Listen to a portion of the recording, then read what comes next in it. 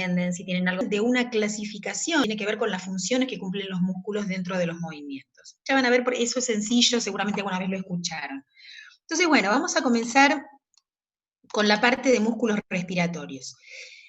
Si bien, esperen que no me... Ah, no te puedo creer, espérate, que lo cerré. No puedo ser... Hoy. Estoy en clase, Mac. Y ahora en la segunda reunión lo vuelvo a enganchar. Vamos a empezar por funciones musculares, ¿sí? Porque el otro lo cerré. Bueno, ahí vamos.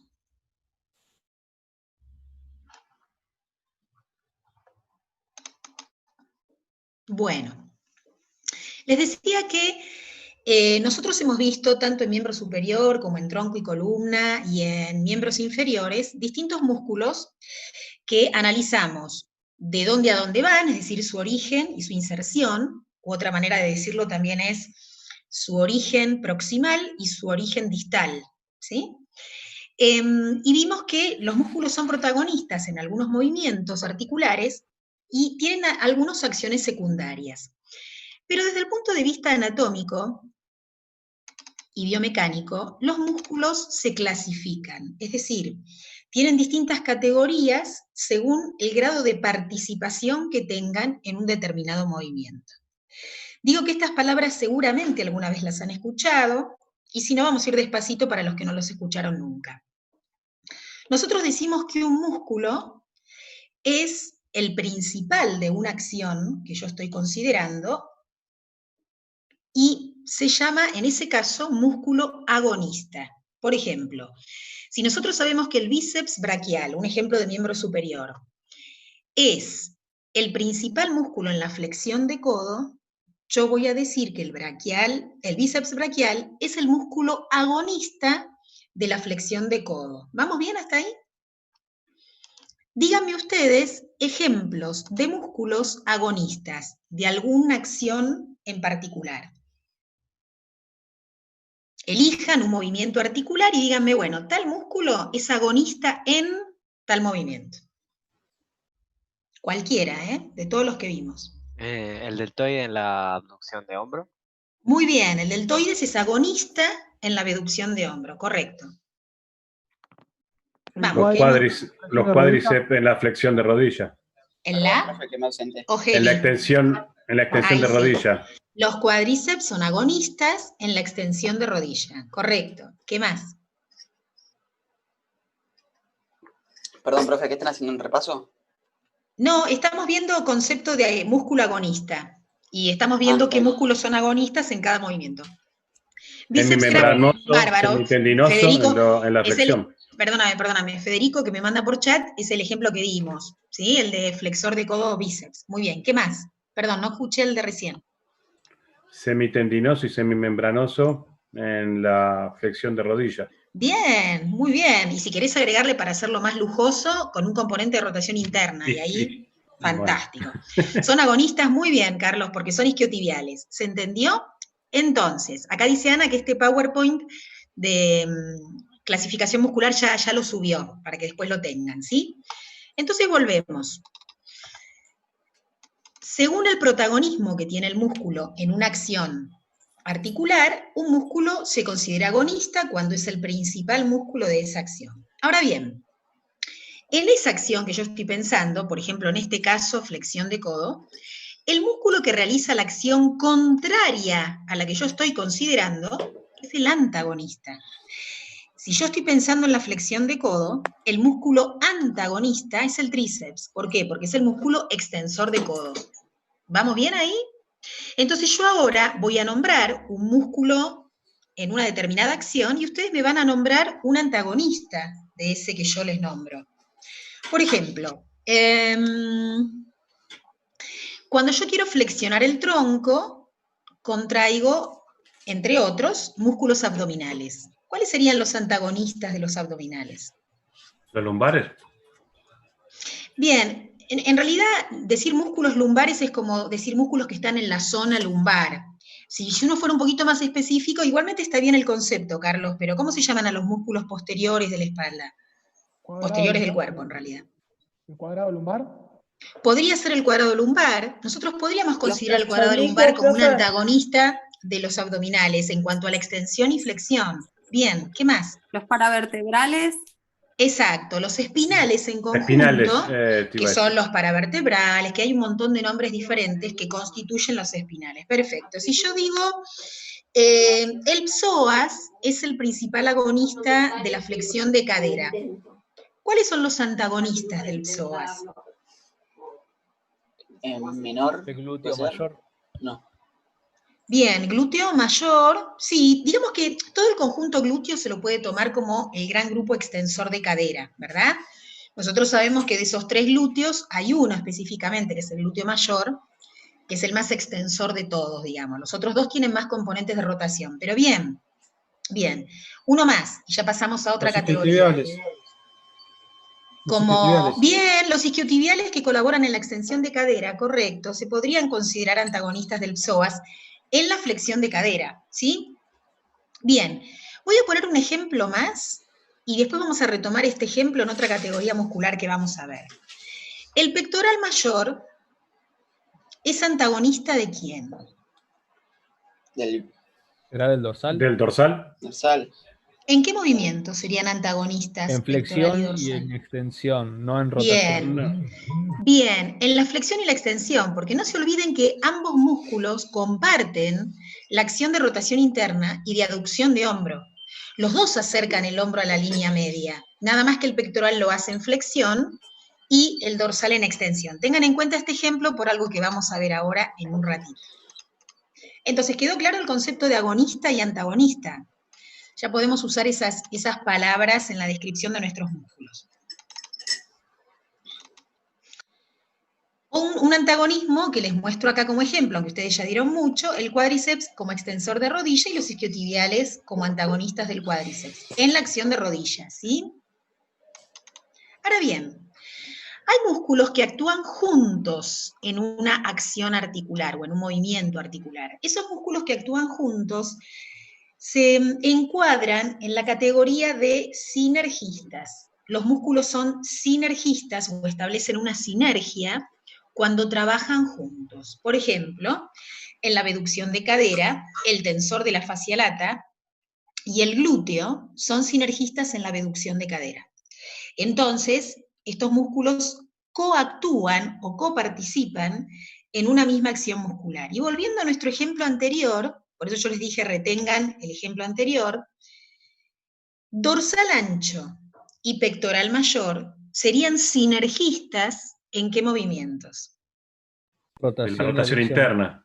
Rotación interna y aducción de hombro, pero son antagonistas en la flexión-extensión. ¿Se entiende? Lo que estamos dando son categorías musculares, no estamos haciendo nada nuevo con los músculos, sino que los estamos agrupando de acuerdo con el nivel de participación que tienen en cada movimiento, ¿sí? Bien, entonces dijimos agonistas, antagonistas y sinergistas. Ahora bien, hay músculo, acá hay otro ejemplo de sinergia en la diapositiva para que lo tengan, con isquiotibiales y flexores de cadera, que alguien lo nombró este ejemplo, el psoas como,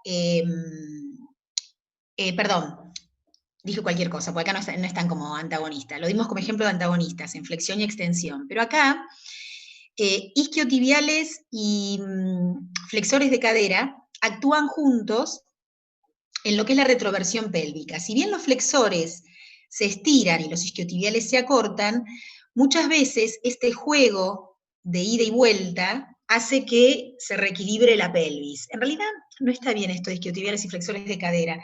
Los que se contraen acá, esperen que lo voy a cambiar porque esto no está bien. Extensores de cadera. Ya me parecía. Lo vamos a cambiar. Extensores de cadera. Si yo contraigo extensores de cadera e isquiotibiales, que los extensores de cadera, ¿cuáles eran? Glúteos, ¿sí? Yo voy a lograr una retroversión pélvica con la contracción de estos músculos posteriores que están acá. ¿Y cuáles son los músculos posteriores de nuestra cadera? El grupo glúteo, algunas fibras de algunos pelvitrocanterios también, y los isquiotibiales, que colaboran en esa extensión de cadera. Y esto nos va a llevar a una retroversión pélvica, o sea, lo que voy a lograr es llevar la pelvis hacia atrás. Este es otro ejemplo de sinergia. Y finalmente, hay una acción muscular o una categoría muscular que la vamos a nombrar en función de esta acción. Son músculos estabilizadores. ¿Qué significa esto? Músculos que logran fijar un segmento corporal, lo fijan, no quiere decir que el segmento no se pueda mover, sino que de alguna manera ese segmento corporal lo que está es limitado para que otros músculos puedan llevar a cabo sus funciones, ¿sí? Si nosotros tenemos, vamos a ir al ejemplo de la figura, esperen que alguien me está preguntando algo. Ah, no, es para decirlo del PowerPoint. Bien. Por ejemplo, si yo estoy haciendo este ejercicio para elevar miembros inferiores, los abdominales, en este caso, me van a servir para fijar la pelvis. Este es un ejercicio bastante controversial. ¿Por qué? Porque ustedes lo habrán visto muchas veces con el objetivo de trabajar los llamados famosos abdominales inferiores. ¿Qué son los abdominales inferiores? Es la sección que se encuentra en la parte inferior de los abdominales. Claro, sería el sector de abdominal que está entre el ombligo, digamos, aproximadamente, y el pubis. Pero en realidad el músculo abdominal es el mismo, no hay superior o inferior. Depende del punto fijo que yo tome y el punto móvil que yo tome para poder acercar ese grupo abdominal. Entonces fíjense lo que sucede en este ejercicio. Yo elevo los miembros inferiores, pero mis abdominales no se están contrayendo, porque yo no estoy llevando el pubis, que es donde se insertan los abdominales, hacia el pecho. En este ejercicio así tal cual como está en la foto, ¿sí? Lo que yo estoy haciendo es subir, cerrar el micrófono por favor, Santi, subir los miembros inferiores. ¿Y gracias a qué músculos subo estos miembros inferiores? Al psoas. Muy bien, a los flexores de cadera. Entonces, este es un ejercicio típico para flexores de cadera. Ahora, nadie duda que cuando termino de hacer el ejercicio, siento un poco de trabajo abdominal. ¿Por qué? Por esto que estamos nombrando acá. Porque los abdominales fijan la pelvis para que mi cuerpo no se balancee para un lado y para el otro, sino que de alguna manera la pelvis, al mantenerse dentro de ciertos carriles, me permite a mí hacer todo el esfuerzo de elevar los miembros inferiores. Si ustedes después me dicen, bueno, pero yo llevo las rodillas hacia el pecho y entonces muevo el pubis y ahí sí el abdominal trabaja de manera concéntrica, eso lo podríamos discutir. Pero este es un ejercicio fundamentalmente para flexores de miembros inferiores, con la equivocación de pensar que es un buen ejercicio para abdominales. Ahora, ¿los abdominales trabajan acá? Sí, trabajan estabilizando la pelvis, ¿sí? Otro ejemplo, a ver si tengo estabilizadores, si no lo pensamos. Ah, no, este es un ejercicio para hacer, pero después lo pensamos, el ejemplo de estabilizadores. Para pensar Profe, este ejercicio. ¿me hago una pregunta? Dale. ¿Qué otros estabilizadores tengo? Por ejemplo, en el miembro superior. ¿Hay algún tipo de estabilizador para los hombros? ¿Cómo es eso? Buenísimo. Si vos, por ejemplo, querés liberar el miembro superior para hacer movimientos, seguramente, generalmente los estabilizadores son músculos de palanca corta, que están como rodeados o cerca de la articulación, ¿sí?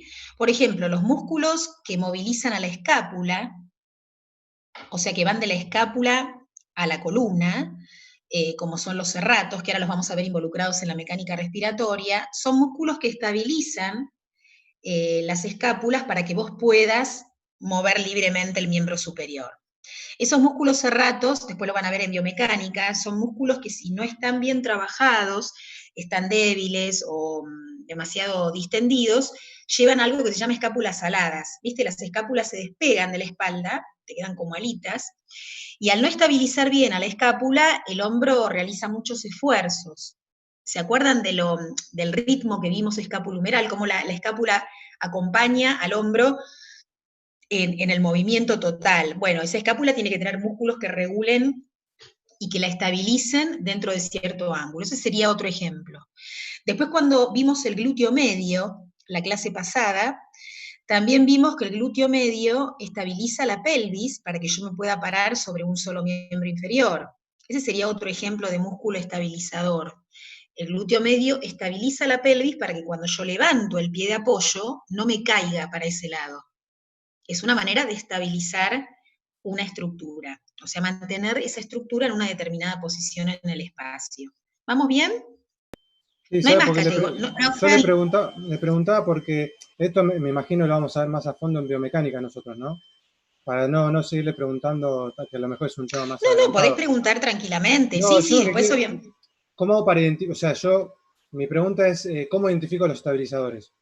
En realidad es un poco eso. Claro, no es que haya una receta, es un poco una cuestión de lógica, Julio, cuando vos, por ejemplo, indicás un ejercicio de cargas libres, suponete, para trabajar, y le tenés que estar pidiendo a esa persona que controle determinados segmentos corporales. Vos le decís, por ejemplo, bueno, hace un poquito de retroversión pélvica, mete la cola, flexiona un poquito las rodillas, contrae abdominales y a partir de ahí hacer ejercicio. Entonces vos le estás pidiendo a esa persona que utilice una musculatura para fijar ciertos segmentos corporales y pueda liberar el movimiento ya sea de miembros superiores o inferiores, para no lastimarse la columna lumbar, para evitar la lordosis lumbar, etcétera, etcétera. Bueno, vos ahí estás usando músculos como estabilizadores.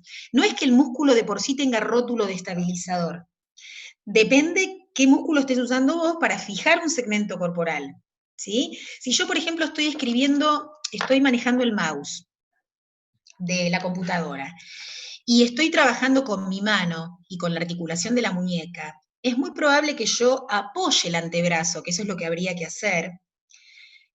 ¿Para qué? Para estabilizar el codo y el brazo y poder liberar el movimiento solamente en la mano. Yo no estoy con todo el miembro superior trabajando. Yo estabilizo el hombro, estabilizo el brazo y libero el movimiento en la mano. Entonces ahí en ese caso los músculos que rodean la articulación del hombro están funcionando como estabilizadores. Porque acá la categoría es por función. No es que el músculo a priori es estabilizador o el músculo a priori es agonista. Tenés que analizar qué situación estás trabajando, qué músculos están actuando como estabilizadores ahí y cuáles si están trabajando de manera dinámica. ¿Se entendió, Julio? Sí, entiendo que mediante el conocimiento de cuáles son los músculos principales, los sinergistas, por ejemplo, yo debería poder analizar cuáles son los estabilizadores para ese movimiento. Está bien, es un tema de análisis, ok. Es un tema de análisis. Si yo, por ejemplo, te doy un ejemplo más. Yo estoy parada y quiero mostrarles a ustedes una flexión de cadera, ¿sí? Entonces me agarro de una silla y muestro una flexión de cadera. Obviamente que mis músculos pélvicos, mis músculos de tronco inclusive, y de abdominal, van a estar en cierto grado de contracción para yo poder mantener mi posición parada y solamente mover mi miembro inferior. Entonces hay músculos ahí que actúan en ese momento como estabilizadores de mi cuerpo. Esto es muy interesante de ver porque si los ejercicios se repiten en el tiempo, esos músculos funcionan muchas veces como estabilizadores. Pero es un análisis in situ de cada movimiento, ¿sí? Profe, bien, ¿sí? ¿Estos músculos estabilizadores tienen alguna relación con la función de los ligamentos, digamos, de limitar, o son cosas totalmente distintas y que no se relacionan una de otra? Está buenísimo lo que decís. De alguna manera los estabilizadores limitan movimientos. Los limitan en la prevención, digamos, porque no es que vos te vas a mover, porque los ligamentos, a diferencia de estos músculos, vos estás moviendo la articulación, y la articulación se mueve hasta un cierto límite. Vos acá no tenés desplazamiento, donde están los músculos estabilizando, no tenés desplazamiento, al contrario, tenés una estructura que se quiere mantener quieta para poder liberar el movimiento en otro segmento, ¿se entiende? Sí, sí. Por ejemplo, cuando los chicos aprenden a leer y a escribir, sobre todo, que es un ejemplo motor muy delicado, de motricidad fina y demás, los chicos tienen que aprender a poder fijar su escápula y su hombro para poder liberar la mano y la muñeca. Parece una pavada, porque nosotros decimos, bueno, ¿qué tiene que ver una cosa con otra? Tiene mucho que ver. Los chicos que no logran estabilizar ese hombro y esa escápula y no logran apoyar bien el antebrazo, les cuesta mucho la grafía, les cuesta mucho liberar la mano con cierto control en ese garabato, porque necesitamos fijar músculos en otros sectores de ese miembro superior, ¿sí? Bueno, vamos a hacer un ejercicio, a ver cómo sale. Yo estoy mostrando acá dos movimientos. Fijen su atención en cadera, fundamentalmente, ¿sí? En cadera, o sea, no importa el tobillo acá y demás. Miren la cadera. ¿Cuáles son los agonistas en la figura, en esta que está acá? Que para ustedes es esta, ¿sí? ¿Quiénes son los agonistas en este movimiento de cadera? Los aductores. Muy bien. Acá hay un detalle que... Recto interno. Bien, hay un detalle que no es menor, que no lo hemos visto, digamos, en definitiva, porque da como para pensar en entrenamiento o desde otras cátedras. Estoy trabajando con una tiraband, ¿sí? Y hago el esfuerzo cuando llevo el miembro inferior hacia adentro, porque cuando vuelvo me ayuda la tiraband. Entonces, el trabajo contra resistencia lo tengo en la aducción, por lo tanto, correcto que los agonistas son los aductores de cadera. Bien, ¿hay algunos otros músculos que también sean sinergistas de los aductores? Sí, lo que es rotación interna. Pero no me acuerdo bien, cuáles eran. En este movimiento hay un componente de rotación interna, de acuerdo. ¿Quiénes podrían ser? ¿A quiénes podríamos nombrar? Acá puede estar el psoas ilíaco también. Bien, bien. ¿El cuádriceps puede ser? No. A ver, el cuádriceps como flexor de cadera, acordate, tiene un solo vientre que podría ser un flexor de cadera, te lo podría tomar como válido, porque justamente en esta imagen la cadera además está flexionando, ¿ven? Al pasar el miembro inferior por delante del otro, hay un componente de flexión también. Bueno, perfecto. ¿Y quiénes son los ¿Sartorio puede ser? ¿Cómo? ¿El sartorio puede ser? Perfecto, el sartorio también era aductor. ¿Quiénes son los antagonistas en este gesto? O en este movimiento el glúteo medio y el tensor de la fascia lata, seguro, esos dos. Perfecto, los abductores de cadera, correcto, esos serían los antagonistas. Algo que si bien es bien biomecánico, lo voy a adelantar ahora, ya que estamos hablando de agonistas y antagonistas, es que cuando un agonista está trabajando de manera concéntrica, como en este caso los aductores, acá dice antagonistas, me puse una de más. Los antagonistas en realidad tienen que tener cierto grado de estiramiento o de distensión para que estos puedan trabajar. Esto es claro, ¿no? Cuando yo tengo un grupo muscular que está muy acortado, muy tenso, a sus antagonistas les cuesta trabajar. Porque yo para poder hacer este movimiento necesito estirar a los abductores. Entonces, personas que a lo mejor tienen abductores muy cortos, o débiles, o lo que fuese, dificultan el movimiento del antagonista. Tiene que haber un buen equilibrio entre agonistas y antagonistas. Y esto es interesante para ir pensándolo a modo de entrenamiento o de plan de clase y demás, ¿no? Esto de no poner la mirada solamente en un grupo muscular y olvidar al grupo antagonista. Bien, y por último, vamos a ver quiénes actúan sinérgicamente, quienes coactúan, en la flexión dorsal de tobillo.